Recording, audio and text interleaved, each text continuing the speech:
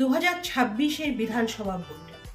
বহু প্রত্যাশিত এই ভোটের দামামা বেজে উঠল রবিবার। মুখ্য নির্বাচনী অধিকর্তা জ্ঞানেশ কুমার আজ এক সাংবাদিক বৈঠক করে সেখানে ভোটের দামামা বাজিয়ে দিলেন। এর মধ্যে রয়েছে 5টি রাজ্যের মধ্যে পশ্চিমবঙ্গ, যেখানে মোট 2 দফায় ভোট হবে। 2021-এর যেখানে বিধানসভা ভোটে করোনাকালের বিধানসভা ভোটে 8টি দফায় ভোট হয়েছিল, সেখানে এবার মাত্র 2টি দফায় সারা হচ্ছে এই ভোট পর্ব। 23শে এপ্রিল প্রথম দফা এবং 29শে এপ্রিল দ্বিতীয় দফার ভোট হচ্ছে। প্রথম দফার ভোটে সমস্ত উত্তরবঙ্গ জুড়ে ভোট হবে, যেখানে কিনা দ্বিতীয় দফায় কলকাতা এবং পার্শ্ববর্তী এলাকায় ভোট গ্রহণ করা হবে।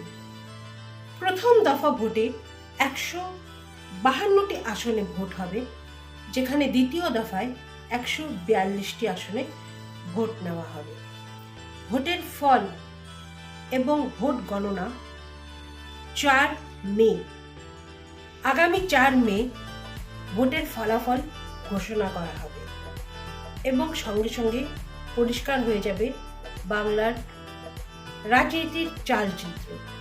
ক্ষমতায় কে আসছে, পরবর্তী 5 বছর কারা রাজত্ব করবেন বাংলায়। 2026-এর বিধানসভা ভোট পশ্চিমবঙ্গে 2 দফায় অনুষ্ঠিত হবে, এমনটাই জানিয়েছেন দেশের মুখ্য নির্বাচন কমিশনার। প্রথম দফার ভোট 23শে এপ্রিল 152টি কেন্দ্রে অনুষ্ঠিত হবে প্রথম দফার ভোট। দ্বিতীয় দফার ভোট 29শে এপ্রিল 142টি আসনে অনুষ্ঠিত হবে দ্বিতীয় দফার ভোট।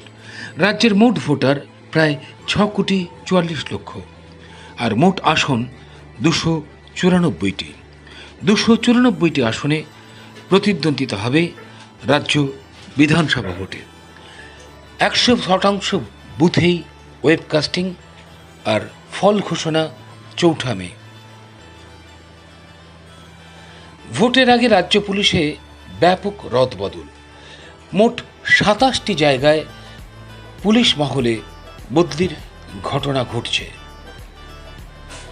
বাংলার ক্ষমতা দখলের লড়াই শুরু হয়ে গেল জ্ঞানেশ কুমারের নির্দেশনার পর থেকে।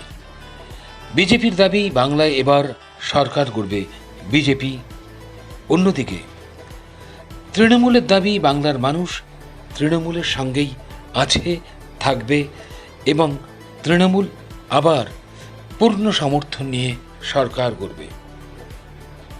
6 এপ্রিলের মধ্যে ভোটের নিষ্পত্তি।